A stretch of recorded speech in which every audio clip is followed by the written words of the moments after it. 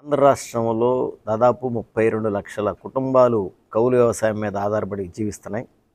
32 లక్షలు అంటే దాదాపు ఇంటికి ముగ్గురు చొప్పున వేసుకున్న 1,00,00,000 మంది ప్రజలు కౌలు వ్యవసాయం మీద జీవిస్తున్నారు. ఎన్నికలు వస్తున్నాయి. గతంలో పాలకులు కౌలు రైతుల కోసం మాటలు చాలా చెప్పారు. కానీ ఆచరణలో కౌలు రైతులకి వాళ్ళు ఆర్థికంగా స్థిరపడటానికి కానీ, లేదు గౌరవప్రదమైన జీవితం నడపడానికి కానీ తోడ్పడే విధంగా ప్రభుత్వ చర్యలు లేవు. ఫలితంగా ఏంటంటే రాష్ట్రంలో అప్పుల పాలైపోయి ఆత్మహత్యలు చేసుకున్న వాళ్ళల్లో 90% పైగా కౌలు రైతులే ఉంటున్నారు. అందుకని ఎన్నికలు వస్తున్నాయి కాబట్టి 1,00,00,000 మంది ప్రజల జీవితం గురించి అంటే 1,00,00,000 మంది ఓటర్ల గురించి ఈ పాలకులు ఆలోచించాలి. అలాగే పరోక్షంగా కొన్ని కోట్ల మంది ప్రజలకి ఆహార ధాన్యాలు ఇవాళ ప్రధానంగా మన రాష్ట్రంలో కౌలు రైతులు అందిస్తున్నారు. అందుకనే ప్రత్యక్షంగా కానీ పరోక్షంగా కానీ కౌలుదారుల యొక్క పాత్ర ఈ సమాజంలో, వ్యవసాయంలోనూ సమాజంలో కూడా చాలా కీలకమైన పాత్ర ఉంది. అందుకనే అన్ని రాజకీయ పార్టీలు ఎన్నికల సందర్భంగా వారి వారి మేనిఫెస్టోల్లో కౌలు రైతుల సమస్యలు ప్రస్తావిస్తూ భవిష్యత్తులో తాము అధికారంలోకి వస్తే కౌలు రైతుల సమస్యలు ఏ విధంగా పరిష్కారం చేస్తారో చెప్పేట్టుగా మేనిఫెస్టోలో ఈ సమస్యలు చేర్చాలని చెప్పి ఆంధ్రప్రదేశ్ కౌలు రైతు సంఘం, ఈ రాష్ట్రంలో ఉన్న ప్రధానమైనటువంటి 2 పార్టీలు అధికార ప్రతిపక్షాలు వైసీపీ, తెలుగుదేశం, అట్లాగే రాష్ట్రంలో ఉన్న జాతీయ పార్టీలైనటువంటి నేషనల్ కాంగ్రెస్ పార్టీ, అట్లాగే సిపిఐ, సిపిఎం, అట్లాగే ఆమ్ ఆద్మీ పార్టీ, ఇంకా కొత్తగా వచ్చినటువంటి నేషనల్ జై భారత్ నేషనల్ పార్టీ, ఇంకా ఇతర చిన్న చిన్న పార్టీలు కూడా మేము మెమోరాండం ఇచ్చాం. మీ ద్వారా ఈ సమాజానికి, పాలక వర్గాలకి, పార్టీలకి అప్పీల్ చేసేది ఏంటంటే, ఇంతమంది ప్రజలు కౌలు వ్యవసాయం మీద ఉన్నప్పుడు వాళ్ళ యొక్క బాగోగుల్ని పాలక వర్గాలు పట్టించుకోవాలి, సమాజం కూడా పట్టించుకోవాలి. అందుకోసం ఏంటంటే ప్రధానంగా గతంలో కోనేరు రంగారావు కమిటీ సిఫార్సు మేరకు గ్రామ సభలు పెట్టి ఈ కౌలు గుర్తింపు కార్డులు ఇచ్చేవాళ్ళు. జగన్మోహన్ రెడ్డి గారు ప్రభుత్వం వచ్చిన తర్వాత భూ యజమాని సంతకం పెడితేనే కార్డు ఇస్తామని నిబంధన చేర్చారు. భూ యజమాని నిబంధన చేర్చడం వలన రాష్ట్రంలో కౌలు రైతులు చాలా తీవ్రంగా నష్టపోయారు. అంటే ఇప్పుడు వచ్చేటప్పటికి ఏంటంటే వాళ్ళకి రైతు భరోసా రావట్లేదు, సంతకం పెట్టి కార్డు రాకపోతే బ్యాంక్ లోన్ రావట్లేదు, పంటల నష్టపరిహారం రావట్లేదు, పంటల బీమా రావట్లేదు, పంట అమ్ముకునే అవకాశం లేదు. చివరికి తెప్పి ఆత్మహత్య చేసుకుంటే ప్రభుత్వం ఇచ్చే ఎక్స్గ్రేషియో కూడా ఈ కౌలు రైతులకు రావట్లేదు.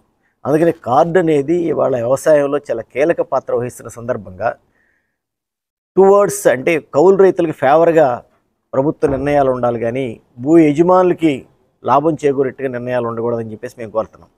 అట్లాగే మరో అంశం ఏంటంటే బ్యాంకులు రుణాలు బ్రహ్మాండంగా ఇస్తున్నామని చెప్పి చెప్తారు, కానీ వాస్తవంగా బ్యాంకులు ఇచ్చే రుణాలు వ్యవసాయం సాగు చేయని భూ యజమానులకి లేదా ఇంకా రకరకాల వాళ్ళకి అందుతున్నాయి. అంటే కొన్ని అర్బన్ సెంటర్స్లో అంటే విజయవాడ, హైదరాబాదు ఇట్లాంటి చోట్ల వ్యవసాయం లేదు. వ్యవసాయం లేకపోయినా ఇట్లాంటి అర్బన్ బ్యాంకుల్లో కోట్ల రూపాయలు బ్యాంకులు లోన్ తీసుకుంటున్నారు. అందుకనే వాస్తవంగా సాగు చేసే వాళ్ళకే పంట రుణాలు ఇవ్వాలని నిబంధన, కానీ వాస్తవంగా సాగు చేసే వాళ్ళకి పంట రుణాలు ఇవ్వకపోవటం వల్ల ఇవాళ కౌలు రైతులు బాగా అప్పుల పాలైపోయి నానా ఇబ్బందుల్లో కూరుకుపోతున్నారు.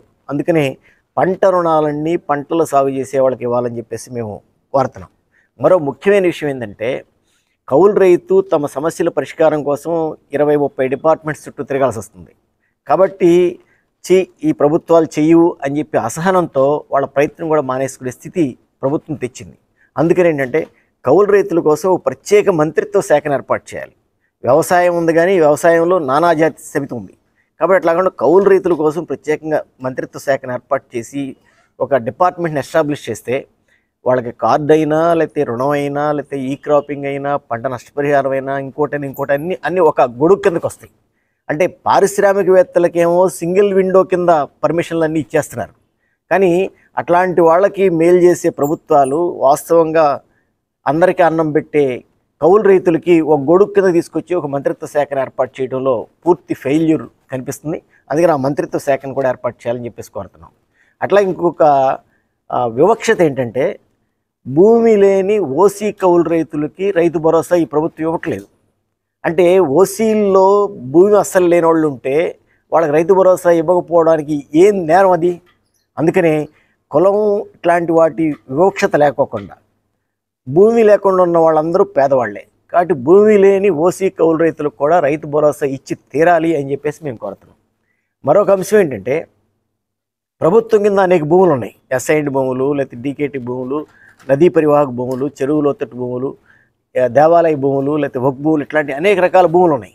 ఈ భూములన్నిటికీ సీసీఆర్ కార్డు ఇవ్వాలంటే భూ యజమాని ప్రభుత్వం లేకపోతే ఆ సంబంధిత డిపార్ట్మెంట్. ఆ సంబంధిత డిపార్ట్మెంట్ చొరవ చేసి ఈ కార్డులు ఇప్పించాల్సిన బాధ్యత ప్రభుత్వం ఉంది. కానీ ప్రభుత్వ డిపార్ట్మెంట్లో ఉన్న ఈ భూములకి సాగు చేసే వాళ్ళకి సీసీఆర్ కార్డు ఇవ్వడానికి ఏంటంటే ముందుకు రావట్లేదు. అంటే ఇది రివర్ బెడ్, ఇది వాటర్ ఫ్లో అయ్యేది అని రకరకాల కారణాలు చెప్తున్నారు.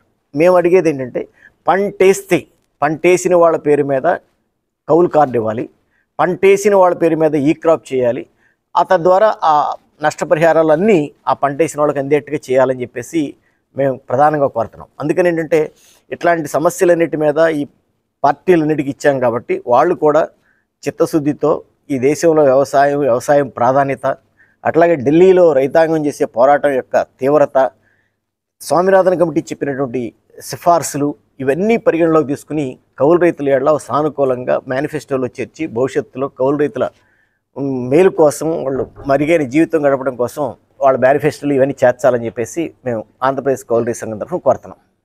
రాష్ట్రంలో ధాన్యం అష్టకష్టాలు పడి రైతాంగం పండించారు. ఆ పండించి తోలిన వాళ్ళకి ప్రభుత్వం డబ్బులు సకాలంలో వేయడంలో చాలా తీవ్రమైన జాప్యం ఉంది. ప్రభుత్వ నిబంధన ప్రకారం 21 రోజుల్లో ధాన్యం డబ్బులు వేసేస్తామని చెప్పేసి మాటిచ్చారు.